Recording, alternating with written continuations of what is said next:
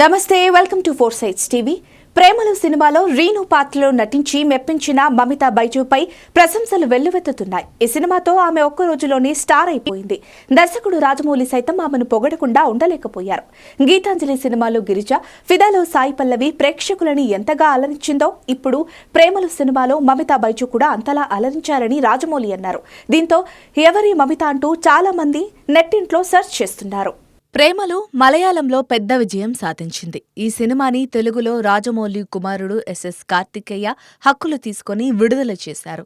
ప్రేమలు మలయాళం సినిమా అయినా ఈ సినిమా షూటింగ్ ఎక్కువ భాగం హైదరాబాద్లో చిత్రీకరించడంతో తెలుగు ప్రేక్షకులకి ఇది మరింత దగ్గరయ్యింది. మమితా బైజూ మలయాళం నటి. ఆమె పుట్టినరోజు 2001 జూన్ 22. తల్లిదండ్రులు డాక్టర్ బైజూ కృష్ణన్, మణి. ఆమె మొదటి సినిమా మలయాళంలో సర్వోపరి పలక్కరన్. 2017లో మొదటి సినిమా చేసిన 2021 ఆపరేషన్ జావా అనే సినిమాతో ఆమెకి మంచి పేరొచ్చింది. మమిత ఇప్పుడు బీఎస్సీ సెక్రెట్ ఆర్ట్ కాలేజీలో చదువుతోంది.